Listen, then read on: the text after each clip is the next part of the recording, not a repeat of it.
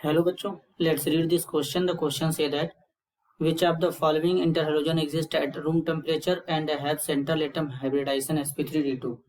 बच्चों यहाँ पर कुछ इंटरहेलोजन कंपाउंड गिवन है और बोला गया कि इनमें से कौन सा इंटरहेलोजन कंपाउंड रूम टेम्परेचर पर एग्जिस्ट करेगा और उसमें हाइब्रिडाइजेशन sp3d2 होगा। तो सबसे पहले समझेंगे की कॉन्सेप्ट होगा बच्चों इंटरहेलोजन कंपाउंड। तो इंटरहेलोजन कंपाउंड क्या होते हैं बच्चों? इंटरहेलोजन कंपाउंड का मतलब होता है कि जब दो डिफरेंट हेलोजन आपस में रिएक्ट करते हैं, उनके इलेक्ट्रोनेगेटिविटी में डिफरेंस होता है, तो वो इंटरहेलोजन कंपाउंड का फॉर्मेशन करते हैं। अब बेसिकली बच्चों जो इंटरहेलोजन कंपाउंड होते हैं वो डिफरेंट टाइप्स के होते हैं, लेकिन बच्चों यहाँ पर जो इंटरहेलोजन कंपाउंड दिया गया है वो है बेसिकली AX3, AX5 और यहाँ पर गिवन है AX7। इस टाइप्स के इंटरहेलोजन गिवन है।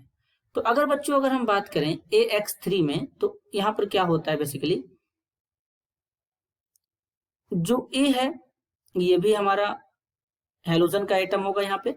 तो इसके केस में बेसिकली क्या होंगे, तीन इस तरीके से X अटैच्ड हो जाएंगे सराउंडिंग में, और सेंट्रल एटम जो है इसके पास दो इस तरीके से लोन पेयर बचेंगे, क्योंकि बेसिकली हेलोजन के केस में बच्चों लोन पेयर कितना होता है, हेलोजन के वैलेंस शेल में 7 इलेक्ट्रॉन होते हैं। तो इस तरीके से ये तीन बॉन्ड बनाएगा, दो लोन पेयर हैं इस तरीके से। इसमें AX5 में क्या होगा बच्चों, इस तरीके से 1 2 3 4 5X इस तरीके से लगेंगे और इसके पास एक लोन पेयर बचेगा।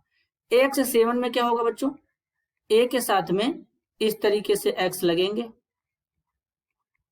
यहां पर,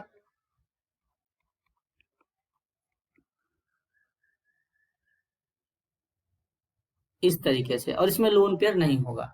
अब हाइब्रिडाइजेशन कैलकुलेट करने का तरीका क्या होता है बच्चों, हाइब्रिडाइजेशन कैलकुलेट करने का जो तरीका होता है वो होता है number of lone pair plus number of sigma bond. Lone pair और सिग्मा बॉन्ड को ऐड करेंगे तो स्टेरिक नंबर निकल के आएगा बच्चों।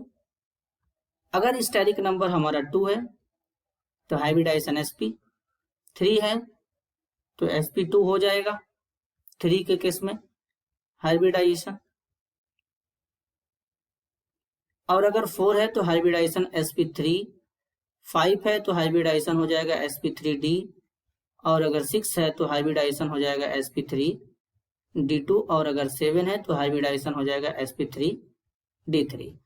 अब पहले वाले में AX3 टाइप में अगर हम देखें तो यहाँ पर A के साथ में 3X है, सिंगल बॉन्ड से जुड़ा है तो 3 सिग्मा हो जाएगा। सिंगल बॉन्ड हमेशा सिग्मा होता है, दो लोन पेयर है, 3 2 5, 5 के रिस्पेक्ट में बनेगा बच्चों sp3d।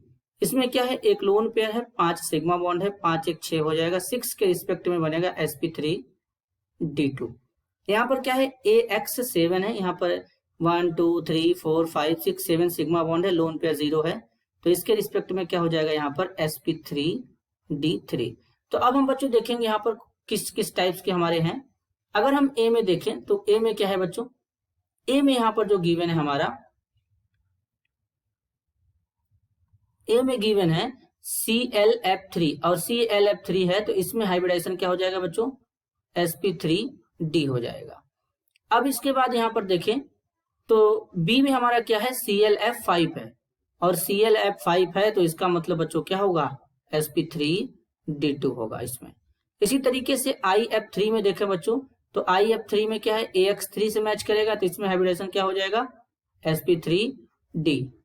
नेक्स्ट है BRF5 में अगर बच्चों देखें तो यहाँ पर ये AX5 है, मतलब हाइब्रिडाइजेशन क्या हो जाएगा, sp3d2।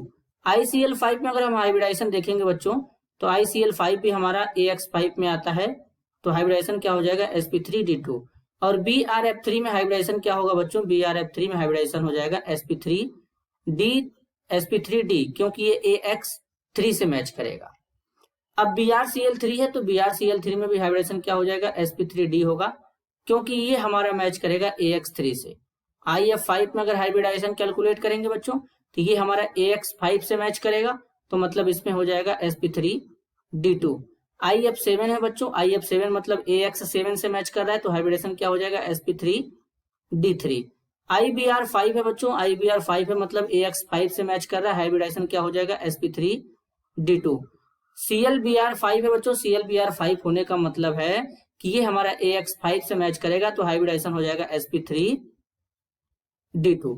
तो अब यहाँ पर कितने स्पीसीज हैं जिसमें sp3d2 हाइब्रिडाइजेशन है बच्चों, तो बेसिकली हमारे CLF5 है जिसमें sp3d2 है। इसके अलावा बच्चों है BRF5 जिसमें sp3d2 हाइब्रिडाइजेशन है। इसके बाद है ICL5 जिसमें sp3d2 हाइब्रिडाइजेशन है बच्चों। इनके अलावा और भी हमारे स्पीसीज हैं जिनमें sp3d2 हाइब्रिडाइजेशन है बच्चों, जैसे कि यहाँ पर अभी उनको भी लिखेंगे, पहले यहाँ पर Cl को अच्छे से इस तरीके से बना लेंगे, CLF5। तो हमारा जो अगला स्पीसीज है बच्चों जिसमें sp3d2 हाइब्रिडाइजेशन है तो वो है IF5, इसमें भी हमारा sp3d2 होगा। इसके अलावा है IBRF5, IBRF5 में sp3d2 हाइब्रिडाइजेशन होगा बच्चों। इसके बाद है CLBR5, CLBR5 में बच्चों sp3d2 हाइब्रिडाइजेशन होगा। तो टोटल 1 2 3 4 5 6 स्पीसीज ऐसे होंगे जिनमें sp3d2 हाइब्रिडाइजेशन है। अब रूम टेम्परेचर पे जो एग्जिस्ट करता है बच्चों वो है IF5, इसके बाद है CLF5 और इसके बाद है BRF5। ये तीन स्पीसीज जो होते हैं रूम टेम्परेचर पे एग्जिस्ट करते हैं क्योंकि इनका स्टेबिलिटी ज्यादा होता है और जो जितना ज्यादा स्टेबल होंगे वो रूम टेम्परेचर पे एग्जिस्ट कर सकते हैं बच्चों। तो इस तरीके से तीन स्पीसीज रूम टेम्परेचर पे एग्जिस्ट करेंगे तो इस क्वेश्चन का आंसर हो जाएगा 3 और इसमें हाइब्रिडाइजेशन होगा sp3d2। This is your answer. I hope you understood it well. All the best.